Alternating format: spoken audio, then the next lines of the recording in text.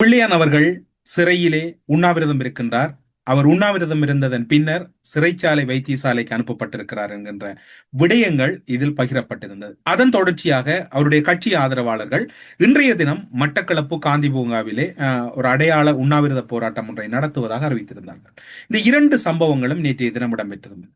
அது தொடர்பில் அவர்களுடைய கட்சியின் சார்பில் ஒருவர் வெளியிட்டிருந்த தகவலும் உங்களுக்காக பகிரப்பட்டிருந்தது.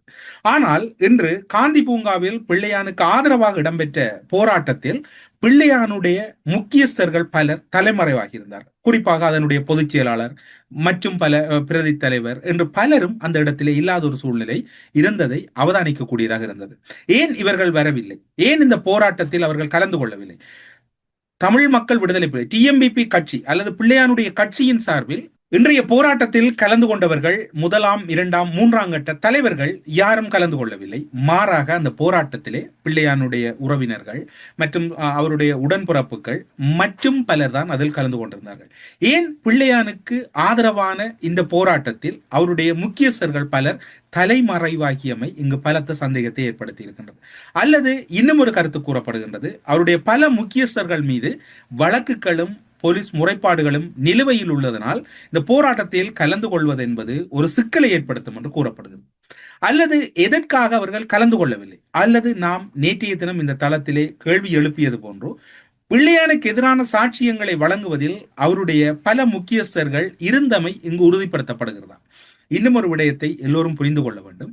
அரசை பொறுத்தவரையில் பிள்ளையானோடு பக்கபலமாகவும் பிள்ளையானின் நெருக்கத்துக்குரியவர்களாக இருந்த பலரிடமிருந்து பல தகவல்களை பெற்றிருக்கிறது. சாணி அபேசேகர கடந்த மாதம் மட்டக்களப்பு மாவட்டத்துக்கு வருகை தந்த போது பலர் தனித்தனியாக சென்று சந்தித்திருக்கிறார்கள். பலர் தங்களிடமிருந்த கோப்புகளை கொடுத்திருக்கிறார்கள். பலர் தங்களிடமிருந்த ஆதாரங்களை கொடுத்திருக்கிறார்கள்.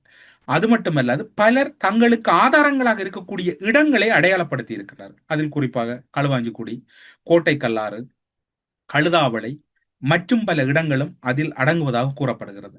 அப்படி என்றால் அவர்கள் யார் என்று நீங்கள் தேடுகிறீர்கள். உங்கள் அனைவருக்கும் தெரிந்த முகங்கள் தான். நீங்களே அவர்கள் தொடர்பில் அறிந்து கொள்ளுங்கள். காரணம் என்னவென்று சொன்னால் பலர் இந்த விசாரணைகளுக்குள் தங்களை ஈடுபடுத்தி இருக்கிறார்கள். தங்களை நிரபராதியாக்குவதற்காக அரசு சாட்சியாக மாறியிருக்கிறார்கள். அதனால் தான் இந்த தகவல் உங்களிடம் இப்படி பகிரப்படுகிறது. இன்றைய போராட்டம் அதற்கு நல்ல சாட்சியாக இருக்கின்றது.